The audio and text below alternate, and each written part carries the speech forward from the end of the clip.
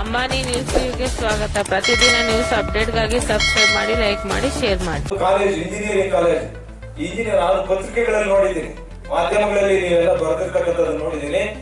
Krishnareddy, J K Krishnareddy ಅವರು ದಾರಿಯಲ್ಲಿ ಹೋಗುವಾಗ ಬರುವಾಗ ಅದನ್ನ ನೋಡಿ ನೋಡಿ ಹೊಟ್ಟೆ ಉಳಿಬೇಕು, ಮಜ್ಜಿಗೆ ಉಳಿಬೇಕು. ಆದ್ರೆ ನಾನು ಮಂತ್ರಿಗಳಿಗೆ ಹೇಳ್ತೇನೆ, ನಿಮಗೆ ಜೆ ಕೆ ಕೃಷ್ಣಾರೆಡ್ಡಿ ಹೊಟ್ಟೆ ಒರ್ಕೊಬೇಕು, ಮಜ್ಜಿಗೆ ಕುಡಿಬೇಕು ಅಂತ ನೀವು ಹೇಳ್ತಿರಲ್ಲ, ಆದ್ರೆ ವಿದ್ಯಾರ್ಥಿಗಳ ಹಿತದೃಷ್ಟಿಯಿಂದ ನೀವು ಮಾಡಿರೋದಲ್ಲ, ವಿದ್ಯಾರ್ಥಿಗಳ ಹಿತದೃಷ್ಟಿಯಿಂದ ನೀವು ಕಾಲೇಜ್ ಕಟ್ಟಿರ್ತಕ್ಕಂಥದ್ದಲ್ಲ. ನೀವು ಒಬ್ಬ ಜೆ ಕೆ ಕೃಷ್ಣಾರೆಡ್ಡಿ ಹೊಟ್ಟೆ ಹುರ್ಕೊಬೇಕು, ಮಜ್ಜಿಗೆ ಕುಡಿಬೇಕು ಅಂತ ನೀವು ಹೇಳ್ತಿರಲ್ಲ. ನಿಮ್ಮ ಮಂತ್ರಿ, ನಾನು ಹಿಂದೆ ಹೇಳಿದ್ದೇನೆ, ಮಂತ್ರಿಗಳು ನೀವು ಒಂದೊಂದು ಮಾತು ಮುತ್ತುಗಳಾಗಿರ್ಬೇಕು. ನೀವು ಮಂತ್ರಿ, ಕರ್ನಾಟಕ ರಾಜ್ಯಕ್ಕೆ ಮಂತ್ರಿ, ನೀವು ನಿಮ್ಮ ಮಾತು, ನಿಮ್ಮ ಬಾಯಿಂದ ಬರ್ತಕ್ಕಂಥ ಮಾತು ಮುತ್ತುಗಳಾಗಿರ್ಬೇಕು ಅನ್ನುವಂಥದ್ದನ್ನ ಅನೇಕ ಸರಿ ನಾನು ಹೇಳಿದ್ದೇನೆ. ಆದ್ರೆ ಜೆ ಕೆ ಕೃಷ್ಣಾರೆಡ್ಡಿ ಹೊಟ್ಟೆ ಹುರ್ಕೊಬೇಕು ಅಂತ ಹೇಳಿ ನೀವು ಕಾಲೇಜ್ ತರ್ತಿರಲ್ಲ, ಆದ್ರೆ ವಿದ್ಯಾರ್ಥಿಗಳ ಹಿತದೃಷ್ಟಿಯಿಂದ ನೀವು ತಂದಿದ್ದಲ್ಲ, ವಿದ್ಯಾರ್ಥಿಗಳ ಹಿತದೃಷ್ಟಿಯಿಂದ ನೀವು ತಂದಿರ್ತಕ್ಕಂಥದ್ದಲ್ಲ. ಇವತ್ತು ನೀವು ಅಭಿವೃದ್ಧಿ ಕಾಮಗಾರಿಗಳು, ಜೆ ಕೆ ಕೃಷ್ಣಾರೆಡ್ಡಿ ಹೊಟ್ಟೆ ಹುರ್ಕೊಬೇಕು. ನನಗೆ ಸಂತೋಷ ಇದೆ, ನನಗೆ ಬಹಳ ಖುಷಿ ಆಯ್ತು. ನಿಮ್ಮ ಪತ್ರಿಕೆಗಳಲ್ಲಿ ನಾನು ನೋಡಿ ಬಹಳ ಖುಷಿ ಆಯ್ತು. ಯಾಕೆ ಖುಷಿ ಆಯ್ತು ಗೊತ್ತಾ? ಒಬ್ಬ ಜೆ ಕೆ ಕೃಷ್ಣಾರೆಡ್ಡಿ ಇಲ್ಲಿದ್ದಾರೆ ಅಂತ ಹೇಳಿ ಇಷ್ಟೆಲ್ಲ ಹಣ ಬರ್ತಾ ಇದೆಯಲ್ಲ, ಒಬ್ಬ ಜೆ ಕೆ ಕೃಷ್ಣಾರೆಡ್ಡಿ ಇಲ್ಲ ಅಂದಿದ್ರೆ ನೀವು ಬೆಂಗಳೂರಲ್ಲಿ ಮಲಗ್ಕೊಂತ ಇದ್ರಿ. ಆ ಮಾತು ಹೇಳಿರೋದ್ರಿಂದ ನನಗೆ ಬೇಜಾರಿಲ್ಲ, ಬಹಳ ಖುಷಿ ಆಗ್ತಾ ಇದೆ. ಒಬ್ಬ ಜೆ ಕೆ ಕೃಷ್ಣಾರೆಡ್ಡಿ ಇಲ್ಲಿ ಉಳ್ಕೊಂಡಿದ್ದಾರೆ, ಇವನ್ ಹೊಟ್ಟೆ ಉಳಿಸ್ಬೇಕು ಅಂತ ತರ್ತಾ ಇದ್ದೀರಲ್ಲ ಫಂಡ್, ಖುಷಿ. ನಾನೆಲ್ಲೂ ಹೊಡೋದಿಲ್ಲ. ಜೆ ಕೆ ಕೃಷ್ಣಾರೆಡ್ಡಿ ಇಲ್ಲಿದ್ದಾರೆ ಅಂತ ಹೇಳಿ ಇನ್ನೊಂದಷ್ಟು ಕಾಲೇಜುಗಳು, ಇನ್ನೊಂದಷ್ಟು ಹಾಸ್ಪಿಟಲ್ಗಳು, ಇನ್ನೊಂದಷ್ಟು ಅಭಿವೃದ್ಧಿ ಕಾಮಗಾರಿಗಳು ಎಲ್ಲವೂ ಮಾಡಿ ನನಗಂತೂ ಖುಷಿ, ನನಗಂತೂ ಬೇಸರ ಇಲ್ಲ. ಒಬ್ಬ ಜೆ ಕೆ ಕೃಷ್ಣಾರೆಡ್ಡಿ ಇರೋದ್ರಿಂದ 1,000 ಕೋಟಿ ನೀವು ತಗೊಂಡ್ಬಂದು ನಮ್ಮ ಕ್ಷೇತ್ರಕ್ಕೆ ಒಳ್ಳೇದಾಗ್ಲಿ, ನಮ್ಮ ಕ್ಷೇತ್ರದಲ್ಲಿ ಇರ್ತಕ್ಕಂಥ ಜನರು ಒಳ್ಳೇದಾಗ್ಲಿ, ನಮ್ಮ ಕ್ಷೇತ್ರದಲ್ಲಿ ಇರ್ತಕ್ಕಂಥ ವಿದ್ಯಾರ್ಥಿಗಳು ಒಳ್ಳೇದಾಗ್ಲಿ ಅನ್ನುವಂಥದ್ದನ್ನ ಈ ಸಂದರ್ಭದಲ್ಲಿ ನಾ ಹೇಳಲಿಕ್ಕೆ ಬಯಸ್ತೇನೆ. ಜೊತೆಗೆ ಮಂತ್ರಿಗಳು ಯಾವಾಗ್ಲೂ ಕೂಡ ನಾನು ನಮ್ಮ ರೈತರು ಅಂದ್ರೆ ನನಗೆ ಪ್ರಾಣ, ನಮ್ಮ ರೈತರು ಅಂದ್ರೆ ನನಗೆ ಪ್ರಾಣ, ರೈತರ ಬಗ್ಗೆ ಅಪಾರವಾದಂತ ಕಳಕಳಿ, ಅಪಾರವಾದಂತ ಕಾಳಜಿ ಇರ್ತಕ್ಕಂಥವ್ರು. ನಾನು ಇದ್ದಂತ ಸಂದರ್ಭದಲ್ಲಿ ಮಸ್ತೇನಹಳ್ಳಿ ಇಂಡಸ್ಟ್ರಿಯಲ್ ಏರಿಯಾದಲ್ಲಿ 1ನೇ ಹಂತದಲ್ಲಿ, 2ನೇ ಹಂತದಲ್ಲಿ ಅಲ್ಲಿ ರೈತರು ಆವತ್ತಿನ ಸಂದರ್ಭದಲ್ಲಿ ಇವರೇ ಇದ್ರು. ಆ ಇಂಡಸ್ಟ್ರಿ ಬಂದಾಗ ಇವರೇ ಇದ್ದು 19,50,000 ನಿಗದಿ ಮಾಡಿದ್ರು. ನಾವು ಹಿಂದೆ ನಮ್ಮ ಪರ್ಸನಲ್ ಸೆಕ್ರೆಟರಿ ಆಗಿದ್ರು ನಮ್ಮ ಕುಮಾರಣ್ಣ ಅವರಿಗೆ, ಸೆಲ್ವಕುಮಾರ್ ಅಂತೇಳಿ, ಅವ್ರ ಹತ್ರನೂ ಮಾತಾಡಿದೆ ಮತ್ತು ನಮ್ಮ ಇಲ್ಲಿ ಅಧಿಕಾರಿಗಳ ಹತ್ರನೂ ಮಾತಾಡಿ 19 ಲಕ್ಷ ಬಂದಿದೆ ಅವ್ರಿಗೆ. ನಾನು ಅಸೆಂಬ್ಲಿಯಲ್ಲಿ ಕೂಡ ಫೈಟ್ ಮಾಡಿದ್ದೇನೆ, ತುಂಬಾ ಹೋರಾಟ ಮಾಡಿದ್ದೇನೆ. ಸಿದ್ದರಾಮಯ್ಯನವರ ಮುಖ್ಯಮಂತ್ರಿಗಳು ಅವತ್ತಿನ ನನ್ನ ಹೋರಾಟದಲ್ಲಿ ವಿಧಾನಸಭೆಯಲ್ಲಿ ನಾವು ರೈತರು 1 ಎಕರೆ ಕೃಷಿಗೆ ಯೋಗ್ಯವಾಗಿರ್ತಕ್ಕಂಥ ಜಮೀನನ್ನ ಖರೀದಿ ಮಾಡಬೇಕಾದ್ರೆ 35 ಲಕ್ಷ 40 ಲಕ್ಷ ಆಗುತ್ತೆ, ನೀವು 19 ಲಕ್ಷ ಕೊಡ್ತಾ ಇದ್ದೀರಾ, ಇದು ಸಾಲೋದಿಲ್ಲ, ನಮ್ಮ ರೈತರು ಕೊಡಿ, ಹೆಚ್ಚು ಹಣವನ್ನ ಕೊಡಿ ಅಂತ ನಾವು ವಿಧಾನಸಭೆಯಲ್ಲಿ ಹೋರಾಟ ಮಾಡಿದ್ವಿ. ಕೊಟ್ಟಿಲ್ಲ. ನಮ್ಗೆ ಅರ್ಥ ಆಯ್ತು, ರೈತ ವಿರೋಧಿ ಸರ್ಕಾರ ಇದು, ಕೊಡೋದಿಲ್ಲ ಅಂತ ಅರ್ಥ ಆಯ್ತು. ಕನಿಷ್ಠ ಆಮೇಲೆ ನಾನೇನ್ ಮಾಡಿದೆ, ಅಲ್ಲಿ ಮರ ಮಾಲಕಿಗಳು ಯಾರ್ಯಾರು ಹಾಕೊಂಡಿದ್ರು ಆ ಜಮೀನಿಗೆ 19 ಲಕ್ಷ, ಇದನ್ನ ಸ್ವಲ್ಪ ಬೇರೆ ರೂಪದಲ್ಲಿ ಸ್ವಲ್ಪ ಅವ್ರಿಗೆ ಸಹಾಯ ಆದ್ರೆ ಒಳ್ಳೇದಾಗುತ್ತೆ ಅಂತ ಹೇಳಿ ನಾವು ಅವತ್ತು ಆ ತೋಟಗಾರಿಕೆ ಇಲಾಖೆಯ ಅಧಿಕಾರಿಗಳ ಹತ್ರ ಒಂದು ಮೌಲ್ಯಮಾಪನ ಮಾಡಿ ಒಂದು ಮರಕ್ಕೆ 24,000 ರೂಪಾಯಿ ನಿಗದಿ ಮಾಡಿದ್ರು ಅಧಿಕಾರಿಗಳು. ಕುಮಾರಣ್ಣ ಕಡೆಯಿಂದನೂ ಫೋನ್ ಮಾಡಿಸಿದ್ದೆ, ಸೆಲ್ವಕುಮಾರ್ ಅವ್ರಿಗೆ ನಾನು ಕೂಡ ಮಾಡಿದೆ.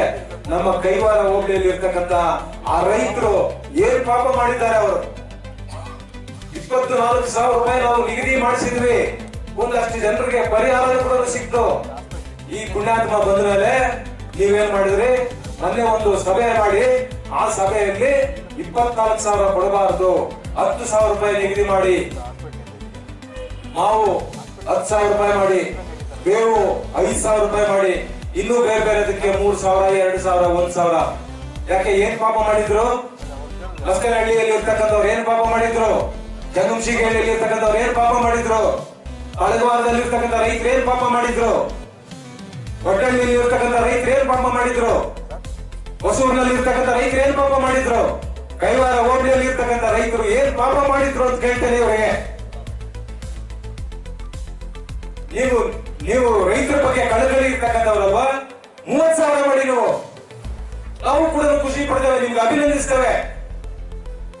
ಒಬ್ಬ ಜಿಲ್ಲಾ ಉಸ್ತುವಾರಿ ಮಂತ್ರಿಗಳಾಗಿ ನೀವು ರೈತರ ಪರ ನೀವು ಕಾಳಜಿ ಇರ್ತಕ್ಕಂಥವ್ರು, ರೈತರ ಬಗ್ಗೆ ಕಳಕಳಿ ಇರ್ತಕ್ಕಂಥವ್ರು, 30,000 ಮಾಡಿ ಸರ್, ಖುಷಿ ಪಡ್ತೀವಿ.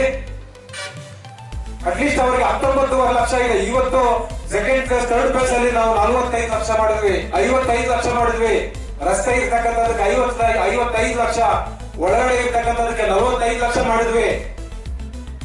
ನೀವು ಮಾಡ್ಬೇಕಾಗಿತ್ತಲ್ಲ. ಇವಾಗ ನೀವು ಇಲ್ಲಿ 95 ಲಕ್ಷ, 1,05,00,000 ಮಾಡಿದೀರಾ, ಸಂತೋಷ. ರೈತರಿಗೆ ಅಟ್ಲೀಸ್ಟ್ 1 ಎಕರೆ ಕಳ್ಕೊಂಡ್ರೆ 1 ಕೋಟಿ ರೂಪಾಯಿ ಬರ್ತಾ ಇದೆ, ಖುಷಿ ಆಗ್ತದೆ. ನೀವು ಅಲ್ಲಿ 19 ಲಕ್ಷ ಕೊಟ್ಟಿರ್ತಕ್ಕಂಥವ್ರು ಏನಾಗ್ಬೇಕು?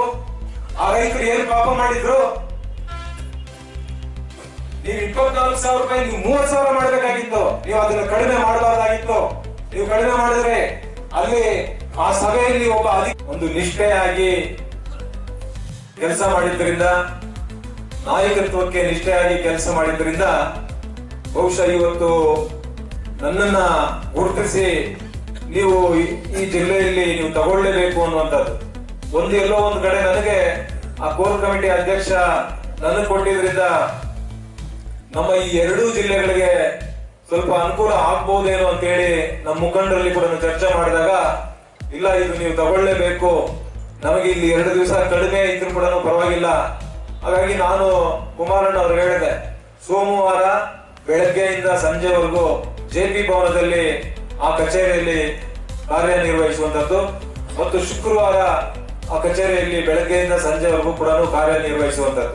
ಯಾಕೆ ಸೋಮವಾರ ಶುಕ್ರವಾರ ನಾವು ಆಯ್ಕೆ ಮಾಡ್ಕೊಂಡ್ವಿ ಅಂದ್ರೆ, ಸೋಮವಾರ ರಾತ್ರಿ ಯಾವುದು ಮದುವೆಗಳಿರೋದಿಲ್ಲ, ರಿಸೆಪ್ಷನ್ಸ್ ಇರೋದಿಲ್ಲ ಸೋಮವಾರ ರಾತ್ರಿ. ಹಾಗಾಗಿ ಸೋಮವಾರ ಬೆಳಗ್ಗೆಯಿಂದ ಸಂಜೆವರೆಗೂ ಮತ್ತು ಶುಕ್ರವಾರ ರಾತ್ರಿ ಯಾವುದು ರಿಸೆಪ್ಷನ್ಸ್ ಇರೋದಿಲ್ಲ. ಹಾಗಾಗಿ ಇನ್ನು ಉಳಿದಂತೆ ನಾನು ಆ ದಿನಗಳನ್ನ ಇಲ್ಲೂ ಕೂಡ ಇರಬೇಕು ಮತ್ತು ಬೇರೆ ಬೇರೆ ಕಡೆ ರಾಜ್ಯ ಪ್ರವಾಸ ಕೂಡ ಮಾಡಬೇಕಾಗ್ತದೆ.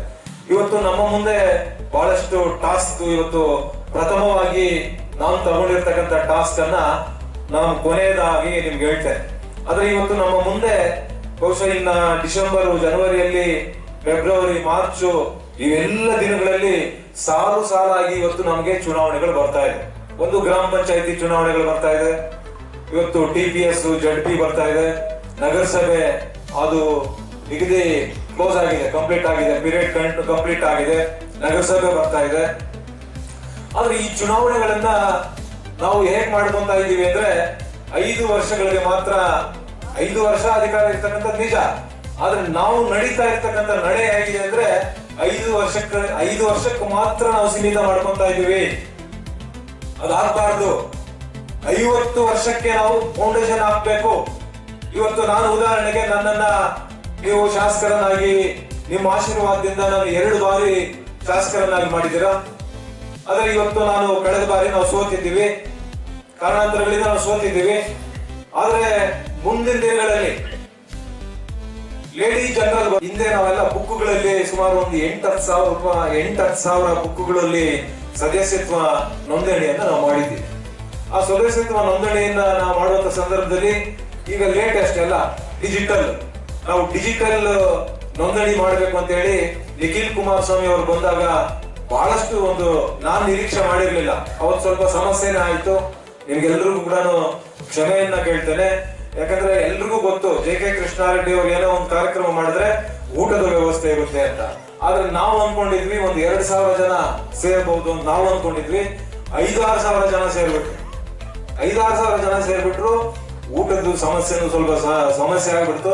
ನಮ್ಮ ಪ್ರಭಾಕರಣ್ಣ ಅವರು ಅವತ್ತು ಅದೇನೋ ಊಟ ಇಟ್ಕೊಂಡಿದ್ರು. ಆ ಊಟದಲ್ಲಿ 500-600 ಜನ ಅಲ್ಲಿ ಹೋಗಿದ್ದಕ್ಕೆ ಸ್ವಲ್ಪ ಸುಧಾರಣೆ ಆಯ್ತು. ಇನ್ನು ಉಳಿದವರು ಊಟ ಇಲ್ದಿರ ಪಾಪ, ಅಂದ್ರೆ ಯಾರು ಬೈಕೊಂಡು ಹೋಗಿರಲ್ಲ ನಾನು ಅನ್ಕೊಂಡಿದ್ದೀನಿ.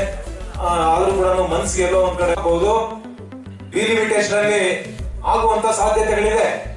ಆದ್ರೆ ನಾನು ಶಾಸಕನಾಗಿ ನಾನು ಒಳ್ಳೆ ಕೆಲಸ ಮಾಡಿ ಒಳ್ಳೆ ಹೆಸರು ಇಟ್ಕೊಂಡಿಲ್ಲ ಅಂದ್ರೆ, ಮುಂದೆ ಲೇಡಿ ರಿಸರ್ವ್ ಆದ್ರೆ ಯಾವ ರೀತಿ ನಾವು ಗೆಲ್ಲಬೇಕು, SC ರಿಸರ್ವ್ ಆದ್ರೆ ನಮ್ಮನ್ನ ನಂಬ್ಕೊಂಡು ಅವ್ರು ಬಂದಿರ್ತಕ್ಕಂಥವ್ರು ಯಾವ ರೀತಿ ಗೆಲ್ಲಬೇಕು? ಉದಾಹರಣೆಗೆ ನೀವು ಗ್ರಾಮ ಪಂಚಾಯತಿ ಸದಸ್ಯರು ಅಥವಾ ನೀವು ನಗರಸಭಾ ಸದಸ್ಯರು, ಜಿಲ್ಲಾ ಪಂಚಾಯತಿ ಸದಸ್ಯರು, ತಾಲೂಕ್ ಪಂಚಾಯತಿ ಸದಸ್ಯರು 5 ವರ್ಷಕ್ಕೆ ಸೀಮಿತ ಆಗಬಾರ್ದು. ಆ ಕ್ಷೇತ್ರದಲ್ಲಿ ಬೇರೆ ಮೀಸಲಾತಿ ಬರಬಹುದು.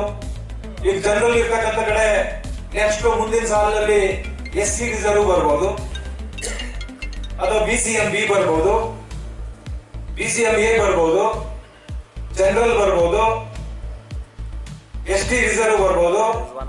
ಅವ್ರು ಗೆಲ್ಲಬೇಕಲ್ಲ.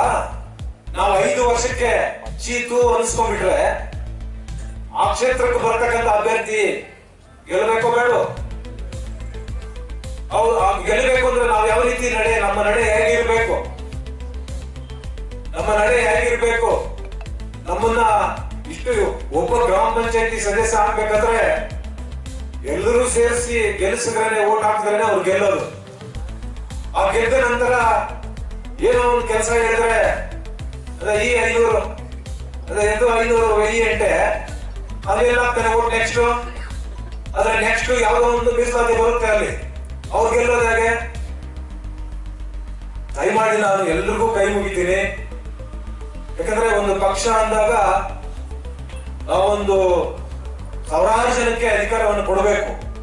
ಗ್ರಾಮ ಪಂಚಾಯತಿ ಮೂಲಕ ಅಧಿಕಾರವನ್ನು ಕೊಡಬೇಕು, ನಗರಸಭೆ ಮೂಲಕ ಅಧಿಕಾರವನ್ನು ಕೊಡಬೇಕು, ಜಿಲ್ಲಾ ಪಂಚಾಯತಿ ತಾಲೂಕ್ ಪಂಚಾಯತಿ ಮೂಲಕ ಅಧಿಕಾರವನ್ನು ಕೊಡಬೇಕು, APMC ಯಲ್ಲಿ ಅಧಿಕಾರ ಕೊಡಬೇಕು, ಮಿಲ್ಕ್ ಡೈರಿಗಳಲ್ಲಿ ಅವಕಾಶ ಕೊಡಬೇಕು, ಸೊಸೈಟಿಗಳಲ್ಲಿ ಅವಕಾಶ ಕೊಡಬೇಕು. ಸರ್ಕಾರ ಬಂದ ಮೇಲೆ ಅದು ಬೇರೆ, ವೋಟ್ ಚೇರ್ಮನ್ ಮಾಡ್ತಕ್ಕಂಥದ್ದು, ನಾಮಿನೇಷನ್ ಮಾಡ್ತಕ್ಕಂಥದ್ದು ಅದು ಬೇರೆ. ಆದ್ರೆ ಇವತ್ತು ನಮ್ಮ ಮುಂದೆ ಇರ್ತಕ್ಕಂಥದ್ದು ಜನರಿಗೆ ಅಧಿಕಾರ ಕೊಡುವಂತ ಕೆಲಸವನ್ನ ನಾವು ಮಾಡಬೇಕು.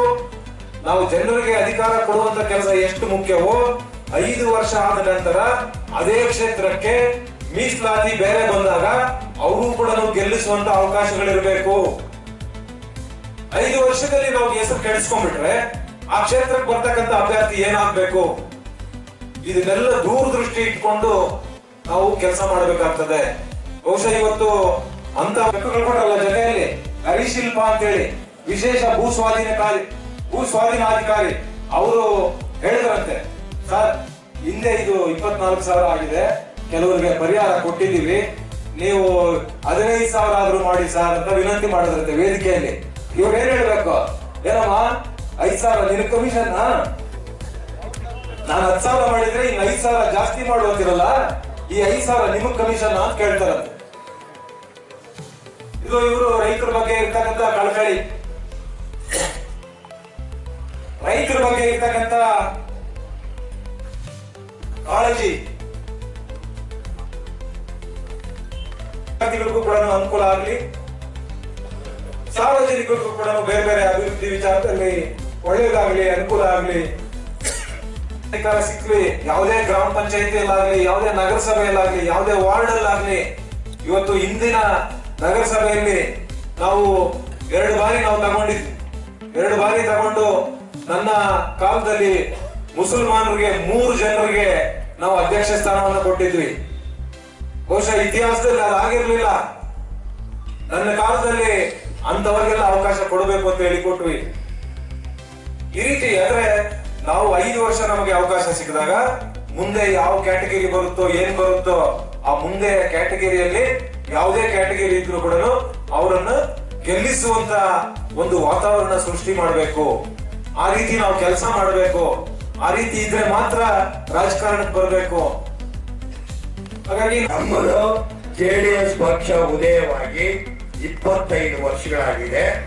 ಅದನ್ನ ಇದೇ ತಿಂಗಳು 22ನೇ ತಾರೀಕು ಕಾರ್ಯಕ್ರಮ ಮಾಡಬೇಕು ಅಂತೇಳಿ ದೇವೇಗೌಡರು ಮತ್ತು ಕುಮಾರಸ್ವಾಮಿ ಅವರು ನಮ್ಮ ಕೃಷ್ಣಾರೆಡ್ಡಿ ಅವರಿಗೆ ಜವಾಬ್ದಾರಿ ಕೊಟ್ಟಿದ್ದಾರೆ. ಕೃಷ್ಣಾರೆಡ್ಡಿ ಅವರು ಅಲ್ಲಿ ಮೀಟಿಂಗ್ ನಲ್ಲಿ ನಾನು ಇದ್ದೆ. ಮೊನ್ನೆ ಮೀಟಿಂಗ್ ಆಯ್ತು ಕುಮಾರಸ್ವಾಮಿ ನೇತೃತ್ವದಲ್ಲಿ. ಮೀಟಿಂಗ್ ಮಾಡುವಾಗ ನಮ್ಮ ಕೃಷ್ಣಾರೆಡ್ಡಿ ಅವರು ಭಾಷಣ ಮಾಡ್ತಾ ಹೇಳಿದ್ರು, ಮೊನ್ನೆ ಯಾವ ರೀತಿ RSS ನವರು ಇಡೀ ತಾಲೂಕುಗಳಲ್ಲಿ ಟೌನ್ನಲ್ಲಿ ಏನು ಅವರು ಪದಸಂಚಲನ ಮಾಡಿದ್ರು, ಅದೇ ರೀತಿ ನಾನು 2 ಜಿಲ್ಲೆಯಲ್ಲಿ ಮಾಡ್ತೀನಿ. ಪ್ರಪ್ರಥಮವಾಗಿ ಚಿಂತಾಮಣಿಯಲ್ಲಿ ಮಾಡಿ 224 ಕ್ಷೇತ್ರಗಳಿಗೆ ನಾನು ಗಮನ ಕೊಡ್ತೀನಿ.